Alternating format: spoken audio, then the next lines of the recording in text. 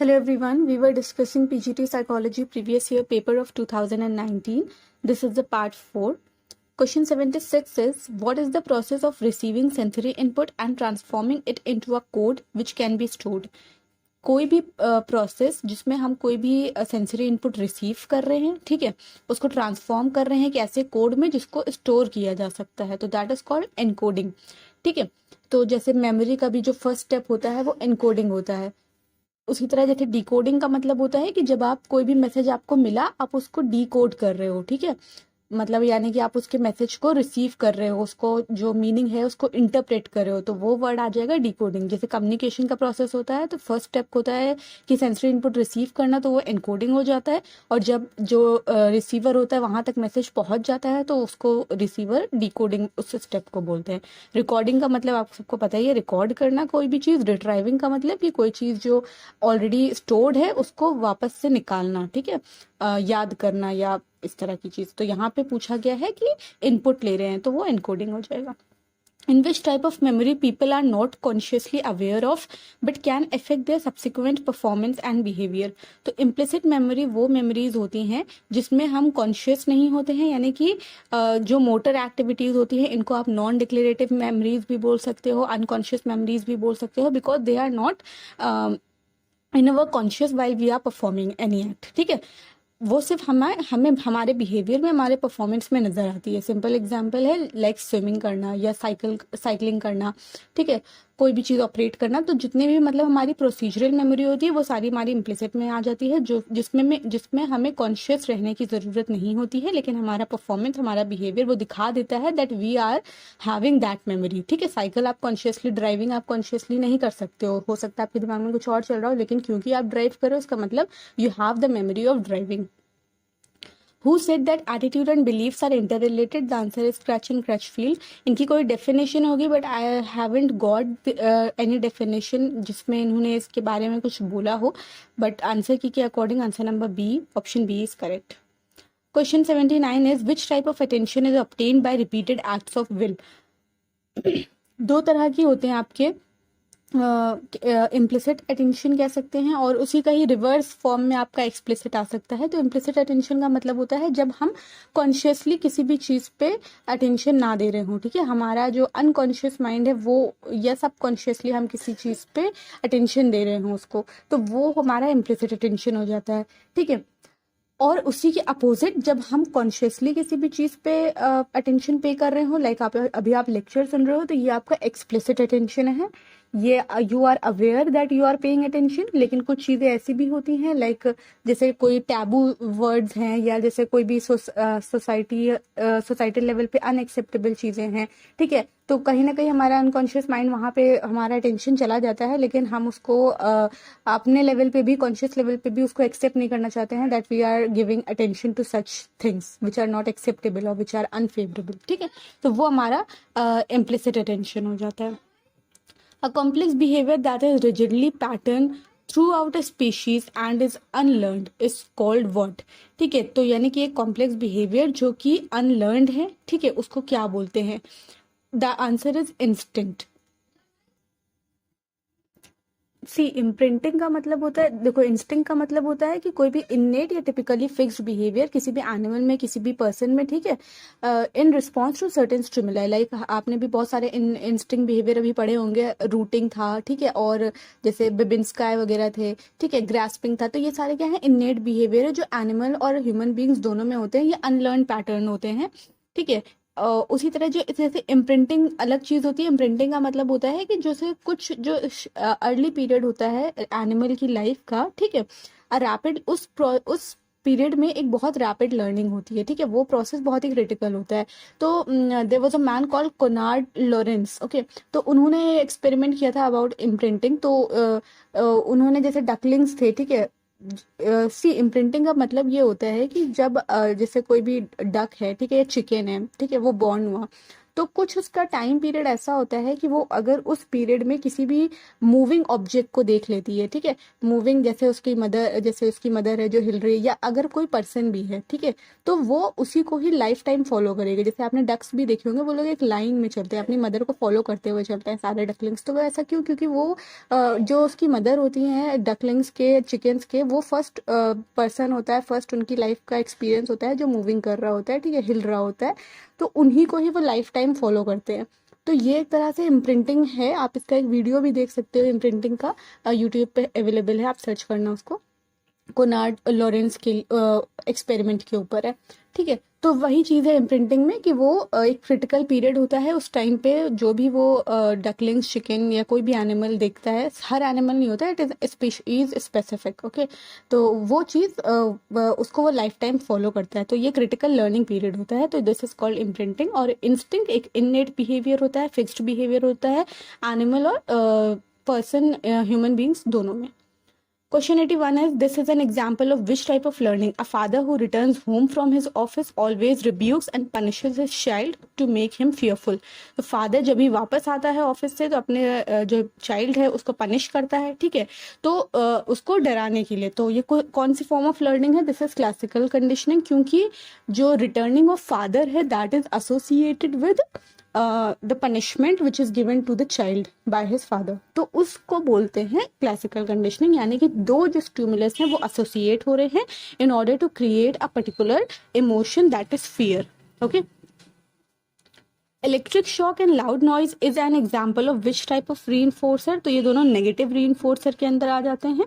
Positive में better चीज़ें होंगी, नेगेटिव में जो नेगेटिव चीज़ें हैं यानी कि जो हार्मफुल हैं, या इस तरह की जैसे लाउड नॉइज, इलेक्ट्रिक शॉक, ये सारी चीज़ें। The depressed spot in the retina which occupies the center of the visual field in which images are focused most sharply is called fovea. तो फोविया ये पॉइंट है, आप लोग देख लो यहाँ पे, ठीक है। तो ये पॉइंट होता है जहाँ पे जो हमारी लाइट होती है वो स्ट्रेट पड़ती है, तो यहाँ पे सबसे ज्यादा क्लियर इमेज फॉर्म होती है, ठीक है। यहाँ पे आप देख सकते हो ये थोड़ा सा अंदर की तरफ घुसा हुआ पार्ट है, ठीक है, धंसा हुआ पार्ट है, इसलिए इसको डिप्रेस्ड यहाँ पे चीज बोली गई है, okay. The depress spot in the retina which occupies the centre of the visual field. यहाँ पे जो हमारे फोटो रिसेप्टर्स में से जो कोन्स वाला पार्ट होता है ये सबसे हेविली यहाँ पे पाए जाते हैं, ठीक है, सबसे सेंटर में यहीं पे होते हैं फोविया पे, और इसके आसपास के जो फेरिफेरल पार्ट है इसका, वहाँ पे जो हमारा रॉड्स हैं ये वाले पार्ट्स होंगे, ओके। जस्ट अ सेकेंड, ठीक है। तो इस पार्ट पे कोन सबसे ज्यादा होते हैं, इस वजह से यहाँ पे जो विजुअल एक्विसिटी होती है वो सबसे ज्यादा होती है, यानी कोई भी चीज जैसे लाइट एंटर करेगी तो वो सीधे यहाँ पे पड़ेगी, इसलिए हमें वो चीज सबसे क्लियर दिखाई देगी। अगर कोई भी इमेज जो है वो फोविया पे ना बनकर साइड में बन रही होती है तो वो हमें धुंधली नजर आती है, या उनका कलर बहुत ही क्लियर हमें नजर नहीं आता है। वो इसी वजह से, क्योंकि कोन्स जो होते हैं वो यहीं पे प्रेजेंट होते हैं हेविली, बाकी इन जगहों पे रॉड्स की ज्यादा डोमिनेंस होती है। Keeping the intensity of light equal for all the subject is called, यानी कि अगर कोई भी एक्सपेरिमेंट हो रहा है और जो इंटेंसिटी ऑफ लाइट है वो सारे सब्जेक्ट्स के लिए बराबर रखी गई है, this is consistency of condition, यानी हर सब्जेक्ट को जो उनकी कंडीशन है उनको कांस्टेंट रखा गया है, बराबर रखा गया है। Which of the following is identical to learning a typewriter? तो टाइपराइटर सीखने के आइडेंटिकल इनमें से कौन सा है? The answer is piano. आप एनालॉगी के थ्रू इसको समझ सकते हो। Which is the element most of us focus on when we talk about motivation? तो जब हम मोटिवेशन की बात कर रहे होते हैं, नॉर्मल लैंग्वेज में पूछा गया है यहाँ पे, तो हम सबसे ज्यादा हेविली फोकस्ड किस पर होते हैं? तो आंसर इज इंटेंसिटी। क्या मतलब है इसका? कि जब हम बोलते हैं कि समवन इज हाईली मोटिवेटेड, ठीक है, तो हमारा मतलब क्या होता है कि वो बहुत ही मतलब कोई भी काम कर रहा है वो, तो वो बहुत ज्यादा उसको एग्रेसिवली या बहुत ज्यादा इंटेंस से वो काम कर रहा है, तभी वो हमारे लिए वो मोटिवेटेड होता है। जबकि ऐसा भी हो सकता है कि कोई इंसान रोज थोड़ा थोड़ा करे, ठीक है, तो रोज थोड़ा थोड़ा करना भी तो मोटिवेशन ही है। अगर मोटिवेशन नहीं होता उसमें तो वो रोज थोड़ा भी ना कर पाता। लेकिन यहाँ पे जो पूछा गया है कि हम लोग नॉर्मल लैंग्वेज में या नॉर्मली हम लोग सबसे ज्यादा फोकस जो होता है वो हमारा इंटेंसिटी पे होता है, ठीक है। Which is an example of learning how to pilot a plane? तो aptitude is the correct answer, यानी कि the ability to pilot a plane is aptitude. जिस तरह टीचिंग एप्टीट्यूड होता है, ठीक है, उसी तरह लाइक व्हेन मतलब अगर आपको पढ़ाना है तो इट इज सीन कि आपके अंदर टीचिंग एप्टीट्यूड है या नहीं। उसी तरह अगर आपको प्लेन है, ठीक है, उसको पायलट करना है तो there is pilot aptitude test. Okay, these are set of scores obtained by representative groups of people for whom the test is intended. Norms का मतलब ये होता है कि जैसे कि यहाँ पे ये पूछ रहे हैं कि ये सेट ऑफ स्कोर्स हैं, ठीक है, जो ऑब्टेन किए जाते हैं किससे, रिप्रेजेंटेटिव ग्रुप से, of people for whom the test is intended. अब मान लीजिए कि एक राइटिंग लेवल का है, ठीक है, मान लीजिए डिक्टेशन स्पेलिंग टेस्ट है कोई, ठीक है, तो अगर वो 5th ग्रेड का स्पेलिंग टेस्ट है, यानी कि हमने एक पहले एक नॉर्म सेट कर लेंगे हम उसका, यानी कि एक 5th ग्रेड के बच्चे को इस लेवल की स्पेलिंग आनी चाहिए. तो किस लेवल की आनी चाहिए ये हमें पता चलेगा नॉर्म से, कि हमने एक बहुत बड़े लेवल पे हमने एक 5th ग्रेड के टेस्ट ले लिए और हमने ये देख लिया कि हाँ 5th ग्रेड को इतनी स्पेलिंग आती है, तो वो हमारा नॉर्म्स हो जाएगा. इस तरह इसको ग्रेड नॉर्म भी बोलते हैं. उसी तरह जैसे एक 12 साल का बच्चा है, तो 12 साल का बच्चा इतनी तेज दौड़ लेना चाहिए, तो ये क्या है, एज नॉर्म हो गया उसका, ठीक है. तो नॉर्म्स का मतलब है रिप्रेजेंटेटिव ग्रुप क्या है, ठीक है, उसके जो सेट ऑफ स्कोर्स हैं, that is called norms. Who propose the concept of divergent thinking. तो डाइवर्जेंट थिंकिंग का कॉन्सेप्ट गिलफर्ड का था. दो तरह की इन्होंने थिंकिंग बताई, convergent thinking and divergent thinking. तो कन्वर्जेंट थिंकिंग का मतलब होता है जब हमें एक कंक्रीट सोल्यूशन चाहिए हो फॉर एनी प्रॉब्लम, ठीक है, तो उसको बोलेंगे कन्वर्जेंट थिंकिंग. हमारे पास बहुत सारे ऑप्शंस होंगे, उनमें से हमको एक सेलेक्ट करना होगा, तो वो कन्वर्जेंट थिंकिंग. और हमारे पास एक प्रॉब्लम होगी, ठीक है, या कुछ चीज़ें होंगी, तो उसमें से हमें बहुत सारे ऑप्शंस जनरेट करने हैं, यानी हमें बहुत सारे सोल्यूशंस जनरेट करने हो, तो वो हमारी डाइवर्जेंट थिंकिंग, ठीक है. It is a process of thinking that explores multiple possible solutions in order to generate creative ideas, ठीक है. जैसे कि मैंने आपसे अगर मैं पूछूं कि how can you use a pen, ठीक है, तो आप जितने भी उसके वो सोल्यूशन सोच पाओगे, ठीक है, तो वो हो जाएगा आपके डाइवर्जेंट थिंकिंग. आप यहाँ पे डाइवर्जेंट थिंकिंग कर रहे हो.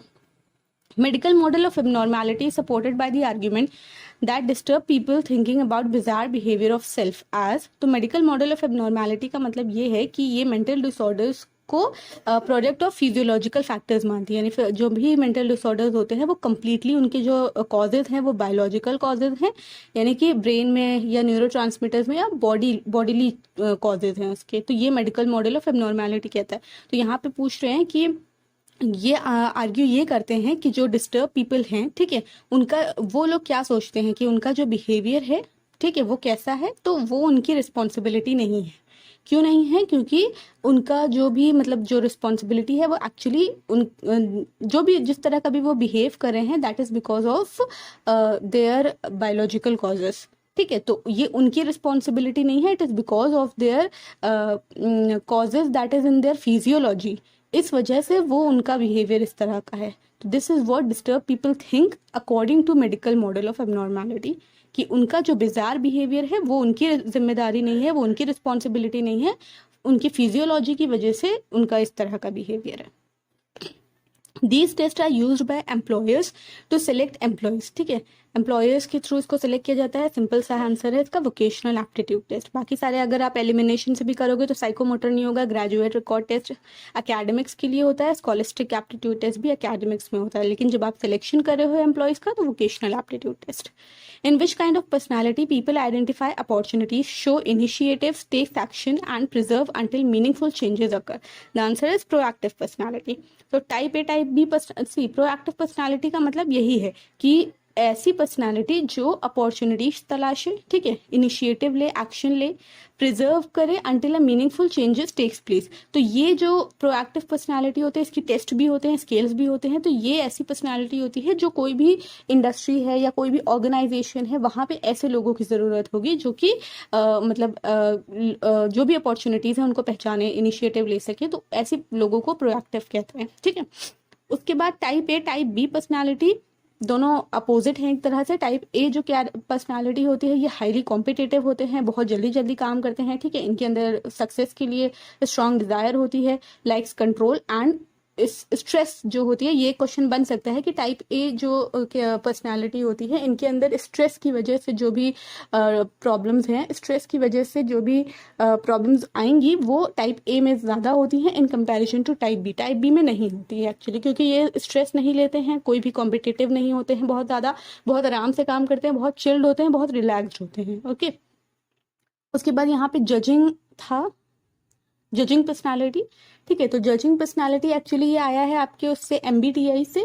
ठीक है, तो जजिंग का मतलब है कि दैट यू, अगर जैसे किसी की MBTI टेस्ट करता है और उसके में जे भी आता है, INTJ इस तरह से, तो J describes your preference for a well ordered outer world, यानी कि आपको एक ऐसी लाइफ पसंद है जो कि वेल ऑर्गेनाइज्ड होगी, ठीक है, वेल प्लान्ड होगी, और जिसमें मतलब बहुत ज़्यादा आपको डिसीजन ना लेने पड़े। तो इस तरह के लोग जो होते हैं that is judging personality. Wish need desires for friendly and affectionate interpersonal relationship. तो एफिलिएशन है, एफिलिएशन का मतलब यही होता है कि फ्रेंडली और एफेक्शनेट जो हो। ठीक है, तो इसको नीड फॉर एफिलिएशन को बोलेंगे friendly and affectionate interpersonal relationships. Okay, this category includes several disorders in which the individual perception of reality is severely disorganized। तो पिछले वाला जो वीडियो था उसमें साइकोसिस और न्यूरोसिस पर ही एक क्वेश्चन था, तो उसमें आंसर न्यूरोसिस था और उसमें माइल्ड डिसऑर्डर की बात करी गई थी। यहाँ पे सीवियर डिसऑर्डर की बात करी गई है एंड द आंसर इज साइकोसिस। उस वीडियो में I have also explain the difference between neurosis and साइकोसिस। The task of separating two simultaneous message is dependent upon. इसमें ये पूछ रहा है कि अगर आपको दो साइमल्टेनियस मैसेजेस दिए जाएं, यानी दो मैसेजेस दिए जाएं, एक साथ दिए जाएं, तो आप उन दोनों मैसेजेस को कैसे सेपरेट करोगे। ठीक है, तो वो किस चीज पे डिपेंड करेगा। तो मेरे हिसाब से इसका answer presence of semantic content होना चाहिए। सिमेंटिक कंटेंट का मतलब कि मीनिंगफुल कंटेंट या मीनिंग के बेसिस पे। अगर हमें दो मैसेजेस एक साथ दिए जा रहे हैं तो हम उनको अलग अलग करेंगे on the basis of their meaning, on the basis of कि वो मैसेजेस क्या बोल रहे हैं। ठीक है, अगर absence of voice characteristic of person होगा, यानी कि दोनों ही मैसेजेस में जो वॉइस है वो दोनों सेम होगी, तो इस बेसिस पे तो आप दो मैसेज को अलग अलग नहीं कर पाओगे। ठीक है, प्रेजेंस ऑफ ग्रामेटिकल क्यूज से कोई खास फर्क पड़ेगा नहीं, इसलिए जो सिमेंटिक कंटेंट है यानी जो पर्टिकुलर मीनिंग है, तो वो चीज़ उस बेसिस पे, मतलब मीनिंग के बेसिस पे हम दो मैसेजेस को अलग अलग कर सकते हैं अगर वो हमें एक साथ एक ही वक्त पे दिए जा रहे हैं तो।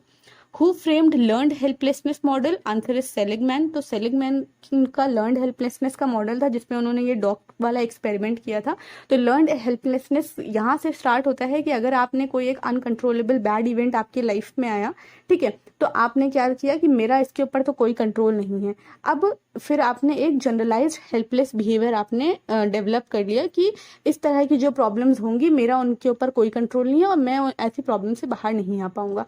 तो अब मान लीजिए बहुत टाइम बाद आपको फिर से उसी तरह की प्रॉब्लम आती है, तो आपके अंदर क्या होगा, एक लर्नड हेल्पलेसनेस होगी कि ये प्रॉब्लम तो मुझे पहले आ चुकी है, मैं नहीं सॉल्व कर पाया था, अब भी नहीं कर पाऊंगा। जबकि इट मे पॉसिबल कि क्योंकि वो तो 5 साल 10 साल पहले की बात थी और अब आपके अंदर एफिशिएंसी, अब आपके अंदर स्किल, इंटेलिजेंस सब कुछ डेवलप है, तो हो सकता है अब आप प्रॉब्लम सॉल्व कर पाएं। लेकिन because of that learned helplessness you will not be able to attempt even that problem, कि आप अटेम्प्ट भी नहीं करोगे कि ये सोचकर क्योंकि मैं पहले नहीं कर पाया था। तो जो डिप्रेशन है, जो लर्नड हेल्पलेसनेस की जो थ्योरी है that is applied on depression, क्योंकि डिप्रेशन वाले जो लोग होते हैं, ठीक है, जिनके अंदर डिप्रेशन होता है, उनके अंदर ये लर्नड हेल्पलेसनेस आ जाता है। In an impression formation experiment, Ash concluded that opinions about individuals are formed on the basis of। तो दो तरह के हमारे पास वो होते हैं, primacy effect and recency effect. तो ऐश का जो था एक्सपेरिमेंट, तो उन्होंने ये पाया कि इंडिविजुअल जो होते हैं, कोई भी पर्सन है, वो इम्प्रेशन फॉर्म करता है, ठीक है, जिससे प्राइमेसी इफेक्ट के थ्रू। प्राइमेसी इफेक्ट का मतलब कि जो भी इंफॉर्मेशन हमें पहले मिल रही है, लाइक जॉब इंटरव्यू हो रहा है, तो अगर कोई भी पर्सन आके अपने बारे में अच्छी चीज़ें आपको पहले बताएगा, तो वो अगर आपको याद रहती हैं तो वो आपके ऊपर क्या पड़ा, प्राइमेसी इफेक्ट, क्योंकि आपने उसकी जो पहले उसने जो चीज़ें बताई थी आपको वो याद रह गई। अगर उसने लास्ट में जो चीज़ें बताई होंगी और आपको वो याद रहेंगी, उसके बेसिस पे आप उसका इंप्रेशन फॉर्मेशन करोगे, तो वो आपका रिसेंसी इफेक्ट हो जाएगा। तो जब भी कोई भी अगर आपको इन्फॉर्मेशन मिल रही है और आप उसको फर्स्ट इंप्रेशन जो है उसकी इस बात से बता रहे हो कि आपको जो पहले इंफॉर्मेशन मिली, ठीक है, तो वो आपका प्राइमेसी इफेक्ट होगा। तो यही ऐश का जो एक्सपेरिमेंट था, इसमें इन्होंने ये पाया कि जो भी इंडिविजुअल हैं वो इंप्रेशन फॉर्मेशन करते हैं on the basis of information given in the beginning. What causes regionalism in food habits language and lifestyle. तो answer is geographical. Geographical causes होते हैं जिस वजह से जो फूड हैबिट्स होती हैं, ठीक है, अलग अलग लोकेशंस, अलग हमारे इंडिया में ही अलग अलग ज्योग्राफी में ही आपको अलग अलग फूड हैबिट्स देखने मिलेंगी, अलग अलग लैंग्वेजेस, अलग अलग लाइफस्टाइल। तो it all depends because of the geography, जहाँ पे कैसा क्लाइमेट है, वहाँ पे क्या वेजिटेशन है, इन सबके पर डिपेंड करता है ये सारी चीज़ें। Industries drive this through innovations. तो इनोवेशंस के थ्रू इंडस्ट्रीज इनमें से क्या चीज डेवलप करती है? तो answer is competitive advantage. Competitive advantage का मतलब होता है कि जो कंपनीज होती हैं ये गुड्स और सर्विसेज अच्छा प्रोड्यूस करने की कोशिश करती हैं देन देयर राइवल्स, ठीक है। Refers to the factors that allow a company, ठीक है, वो फैक्टर्स जो कंपनी को अलाउ करें कि वो दूसरे जो उनके अपोनेंट हैं उनसे ज़्यादा बेटर और उनसे ज़्यादा चीप रेट पे गुड्स और सर्विसेज को प्रोवाइड कर सके। These factor allow the productive entity to generate more sales और superior margin compare to its market rivals. तो यहाँ पे बस यही है कि कॉम्पिटिटिव एडवांटेज वो इनोवेशंस के थ्रू, यहाँ पे बस मतलब आपका यही है कि इनोवेशन के थ्रू वो कॉम्पिटिटिव एडवांटेज ही करते हैं, क्योंकि अगर जैसे ज़्यादा से ज़्यादा लोग इनोवेशन करेंगे, ठीक है, तो हम ज़्यादा बेटर क्वालिटी के ज़्यादा अच्छे रेट पे चीज़ों को मतलब प्रोड्यूस कर पाएंगे, तो वो चीपर होंगी, या इस तरह की जो चीज़ें हैं। आई होप समझ में आ गया होगा। These tests measure whether an individual has the capacity to learn a given job if adequate training is given। तो एप्टीट्यूड टेस्ट का मतलब यही होता है कि क्या आपके अंदर वो काबिलियत है कि अगर मैं आपको ये चीज़ की ट्रेनिंग दूं तो आप उसको कर पाएंगे या नहीं। टीचिंग एप्टीट्यूड है तो वो क्यों लिया जाता है टीचिंग एप्टीट्यूड टेस्ट? इसीलिए ये देखने के लिए कि आपके अंदर टीचिंग का एप्टीट्यूड है भी या नहीं, ठीक है। आप हर किसी को हर चीज़ नहीं सिखा सकते हैं, उसके लिए हम एप्टीट्यूड टेस्ट लेते हैं ये देखने के लिए कि क्या इस पर्टिकुलर पर्सन में ये चीज़ है कि अगर मैं इसको और ट्रेनिंग दूं तो वो ज़्यादा अच्छे से ग्रो कर पाए, ज़्यादा अच्छे से सीख पाए। जिसके अंदर एप्टीट्यूड होगा वो जल्दी कर पाएगा, जिसके अंदर एप्टीट्यूड नहीं होगा मे बी वो भी कर ले लेकिन वो ज़्यादा टाइम लेगा। ओके, सो इतना ही था इस वीडियो में। Thanks for watching, have a good day ahead.